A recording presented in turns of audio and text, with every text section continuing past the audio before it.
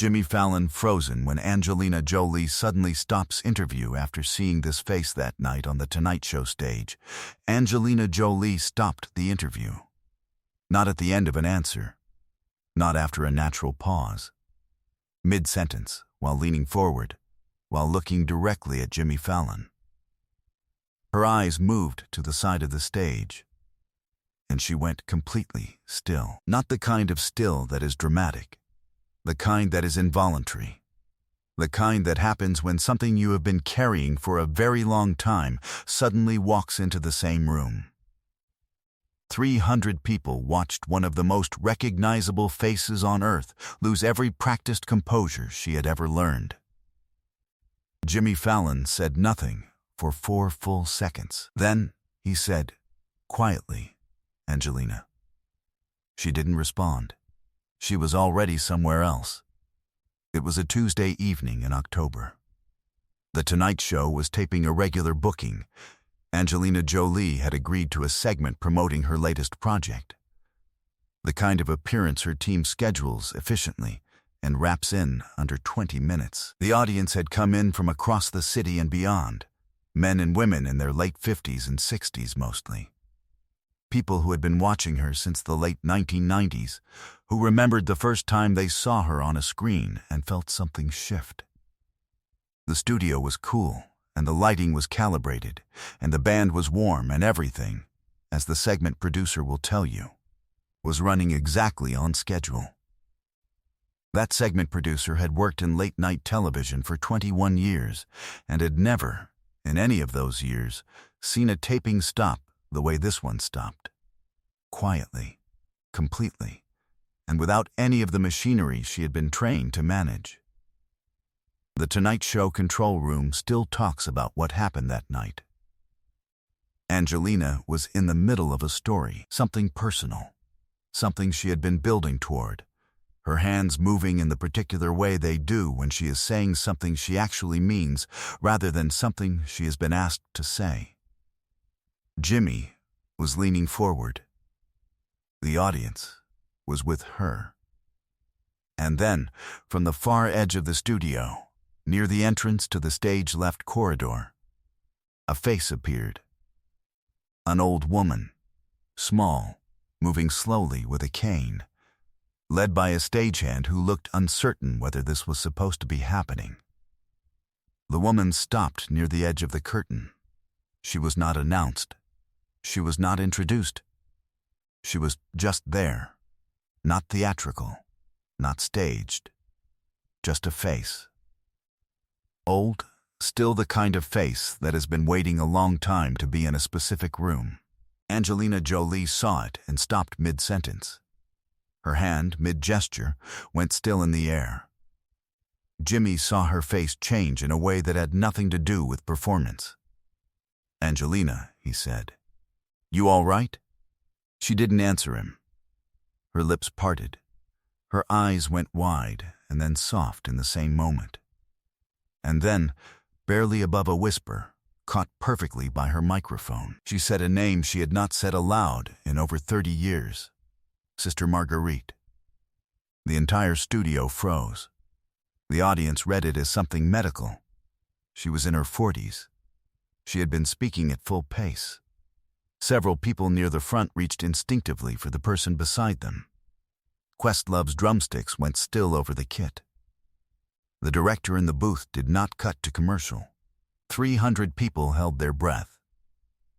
And the old woman at the edge of the curtain stood with her cane and looked at Angelina Jolie the way you look at someone you have prayed for, quietly, for 30 years, and are not entirely sure is real. To understand what happened next, you need to understand what happened in 1968. Angelina Jolie wasn't always Angelina Jolie, the name and the face the world knows. In the summer of 1968, in a small village outside Lyon, France, a woman named Sister Marguerite Beauvais was 34 years old and running a children's home attached to a Catholic mission. She was not a nurse and not a formal social worker. She was a woman who had taken vows and then discovered that what her vows actually required of her was to be present, every day, for children who had no one. The home was underfunded and understaffed, and the French government regarded it as a private religious matter, which meant they left it alone and did not help it. Sister Marguerite kept it running on donations, on stubbornness, and on a particular quality of attention she gave to each child she had in her care. Not pity, not charity, but the specific act of seeing a person fully and letting them know they have been seen. She had 41 children in her care that summer. She knew each of them by name, by fear, by the particular way they held themselves when they were pretending to be fine. Her youngest that summer was a girl of 4 whose name she called Petite Luce, Little Light, because the child had arrived without documentation and without a name anyone could confirm. The girl was small and serious and watched everything with enormous eyes that took in a room the way a camera takes in light. Completely, without flinching, holding it all. Sister Marguerite had seen children come and go from her care for 11 years by then. She had learned not to project futures onto them, because futures were fragile and she had been wrong before, and it had cost her something she did not want to keep losing. But with Petite Luce she allowed herself, privately, the thought that something in this child would not be contained by ordinary life. That whatever she became, she would become it completely. She did not say this to anyone. She kept it the way you keep things that are too important to be spoken carelessly. In March of 1969, a French couple who had been on the home's waiting list for 2 years came for Petite Luce. They were kind people. Sister Marguerite had met them twice and checked them thoroughly. The morning the couple came, she sat with the girl for an hour before they arrived. She had made a small drawing, not artistic, just careful, of the courtyard of the home, the particular tree by the gate, the stone bench, the way the morning light came through the east window. She folded it and put it in the pocket of the child's coat. "So, you remember this was real," she said. The girl looked at her with those enormous eyes and said nothing, and then put her small hand flat against Sister Marguerite's cheek, the way children do when they are trying to memorize a face. Sister Marguerite held her breath. She did not cry until the car had gone around the corner and out of sight. The couple's name was not Jolie. That name came later, through a path that moved the girl across years and across countries, and through a life that expanded in ways Sister Marguerite could not have predicted from a courtyard in Lyon. She had no way to follow. The home had no forwarding address, no legal file, no trail. For 31 years she watched the world from her mission, and wondered sometimes, quietly, on the nights when wondering felt permitted, what had become of the girl with the enormous eyes. She had her own declining health to manage. A heart condition diagnosed in 2001 had worsened gradually, and by the time she was 88, she had been told plainly that she had perhaps 1 season left. It was her current caretaker, a young woman who had grown up in the same Lyon region, who had spent 4 months tracking the connection. A specific kind of drawing. A coat pocket, a courtyard with a specific tree. She had written to a Tonight Show producer and sent a photograph. The courtyard, the bench, the tree, exactly as drawn. The producer had forwarded it to someone on Angelina Jolie's team. And then, it moved the way these things move when they are true, quickly, and without anyone being entirely in control of it. The Tonight Show staff were told only that a guest was present in the audience connected to one of that evening's bookings.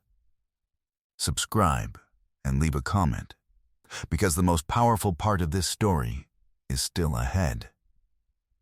Behind the scenes, Angelina Jolie had made a decision that defied every producer's expectation.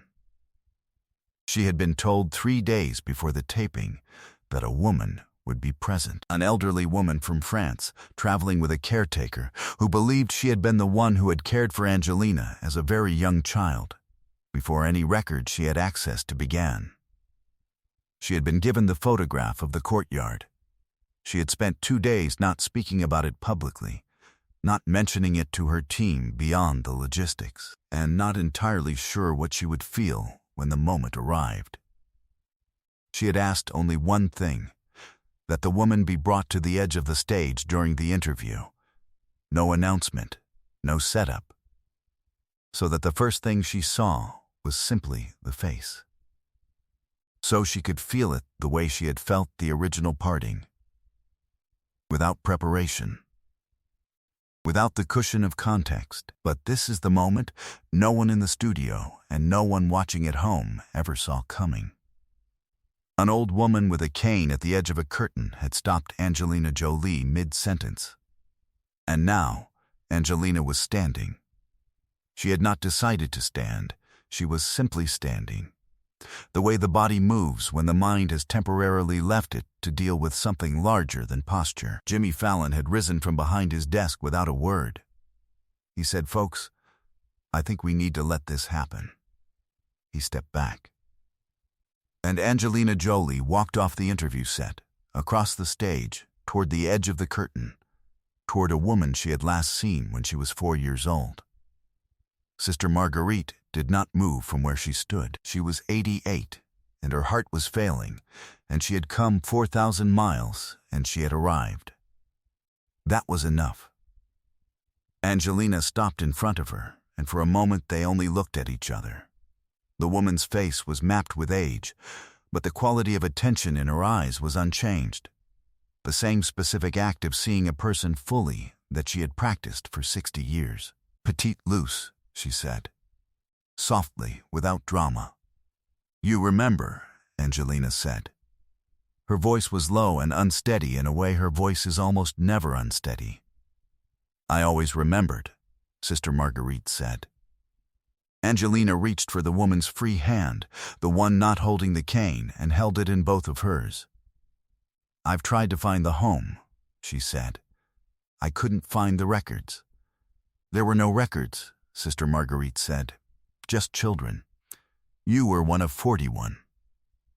Then, slowly, she reached into the pocket of her coat and brought out a piece of paper, folded many times, the edges soft with age. A drawing. Not artistic, just careful. A tree by a gate, a stone bench. Light through an east window. She placed it in Angelina's hands.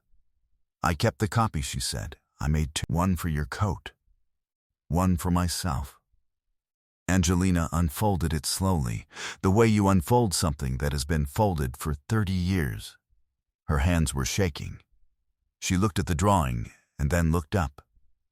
"You put this in my pocket. So you would remember it was real." Angelina pressed the drawing against her chest. She did not speak for a long moment. Questlove had stood up from the drum kit. The cameraman closest to the stage did not pull back. The director did not cut to commercial. "Why did you come?" Angelina asked. "I was told I had 1 season," Sister Marguerite said simply. "I had one thing I wanted to do with it." She looked at Angelina with the same unhurried attention she had given a 4-year-old child in a courtyard in Lyon. "I wanted to see that the light made it." The standing ovation moved from the center of the audience outward, like a wave reaching the walls of a room it had always been meant to fill. Share and subscribe. Make sure this story is never forgotten. Sister Marguerite Beauvais passed away in the early morning of a Thursday in January at a care facility outside Lyon, with her caretaker and 2 members of the mission beside her. She was 88 years old. Angelina Jolie did not issue a public statement. She flew to Lyon privately, attended the service in the small chapel attached to the mission, and sat in the 4th row. She did not speak. She was not there as a public figure. She was there as someone who had once been called Petite Luce in a courtyard, with a specific tree. The drawing, both copies, the one from Angelina's coat pocket and the one Sister Marguerite had kept for 30 years, was donated to the mission's archive, framed together behind a single piece of glass, labeled simply, "Made for one." Kept by both. Jimmy Fallon kept the photograph from that night on his desk for the remainder of the season. He referred to it once, briefly, in an interview when someone asked him whether anything had ever made him stop being a host and just be a person. He said yes once. He did not elaborate. He did not need to. Some faces you carry in a pocket for 30 years, and some you carry longer than that. And in the end, the carrying is the whole point.